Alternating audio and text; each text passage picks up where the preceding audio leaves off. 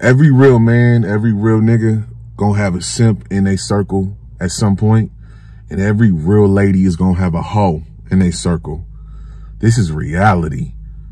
If you are of that ilk, the top 10%, socially, financially, physically, you have that aura about you that draws people to you, you're going to get people that come around you that are going to be the complete opposite of you. You dig? I've had it.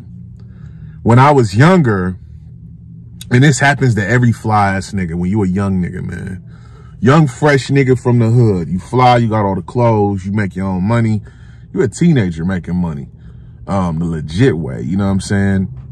You got that one nigga you grew up with who hates on you on the under. And what you do is, rather than nip it in the bud and stop fucking with him, you just be like, oh, that's just how he is.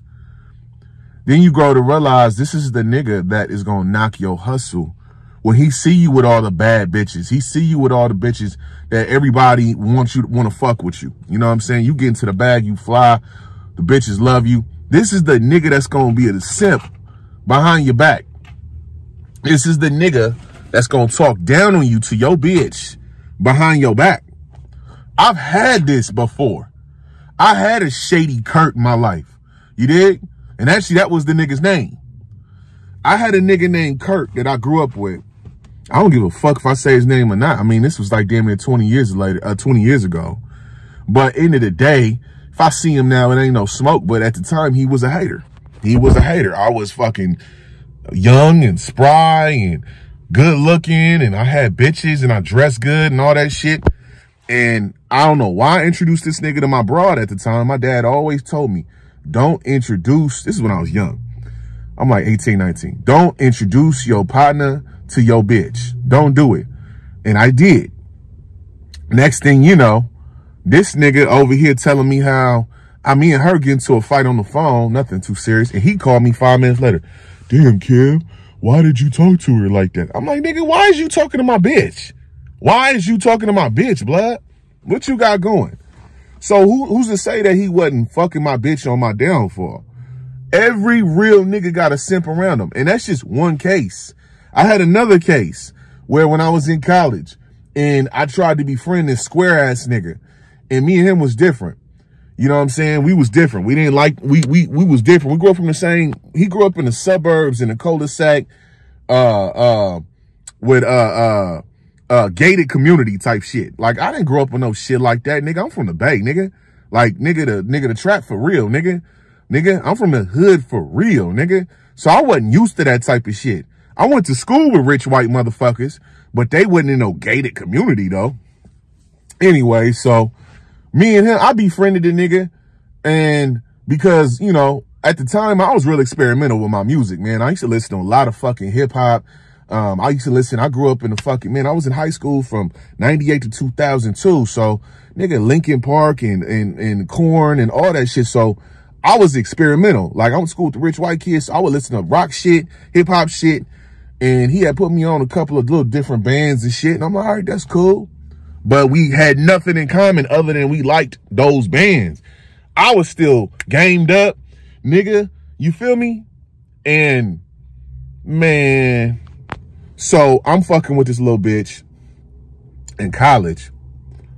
And this nigga, I noticed he was all like, oh, what's her name? Oh. You know what I mean? He was like that. Every time he said, I'm like, hey, bro, that's my bitch. Chill out. Nigga, I moved back to California. And guess who the fuck tries to marry my bitch years later? You dig? Like, literally. Nigga, they had a whole ass relationship and shit. Now, for me, I wasn't tripping on the bitch because I'm just like, you know, whatever. That's what hoes do. You know what I'm saying? Like, she low-key was a little thotty, but I was 20 at the time when I was fucking with her, so I wasn't tripping.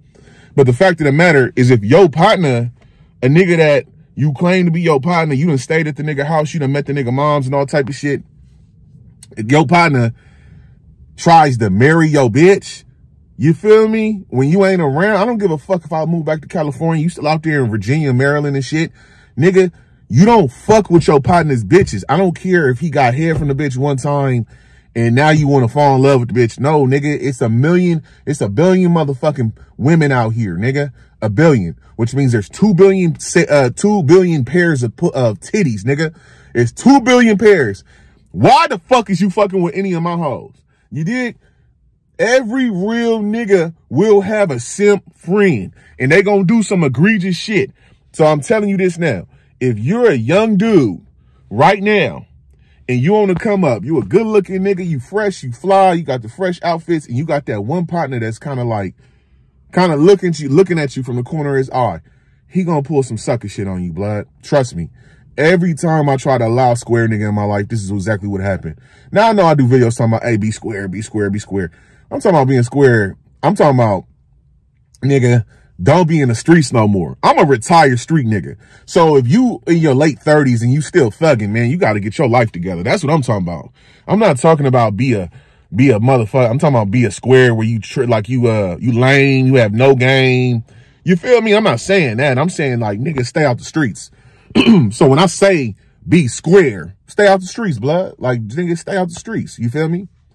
But man, for you young niggas that recognize the shady Kurtz in your life, man, keep that nigga away from you, blood. Nigga, keep that nigga away from you, because he gonna do some grimy shit. You feel me? And I had that nigga in Maryland, his name was Rocky. He was a square ass nigga. I'm saying niggas' names. I don't really give a fuck, because I don't fuck with these niggas no more. They showed they self square. And the cold thing about it, when they pulled that sucker shit, was I surprised? No, not at all. So if you got any niggas around you, young kids, young niggas, 16, 19, 18, 20, 21, you in high school, college age, and you see the grimy shit. He say little sucker shit like, oh, look at you. You fly every day. Oh, you know, little underhanded ass shit. Oh, nigga, you think you better than everybody. Keep that nigga away from me. And ladies, every real lady has a whole friend. If you a young lady right now and you ain't out here trying to fuck everybody and you just trying to have a good time and you got that one racy ass homegirl, you only keep her around because she's fun. Oh, she's fun. She knows where all the parties are. She know every nigga. Every time y'all go to the club, she know 3 or 4 niggas in there. Why? Because she done sucked off damn near all of them. That bitch is going to put you in a position that's going to be uncomfortable. I have so many women in my life who, when they were in their younger ages of 20, 22, they try to befriend a hoe, and the hoe ends up doing some egregious shit, like leaving her at the club or leaving her in a hotel with some niggas she don't know. I know women that have gone through that. Luckily, they tell me what nothing happened. The niggas didn't do nothing to them. But just understand this, man. You feel me? Y'all niggas, real niggas, stay away from the shady Kurt niggas, the square ass Rockies, and ladies, stay away from your whole friends. Cause I know she fun when you young and all that other shit, but as you get older and mature, she gonna do some egregious shit. Real talk.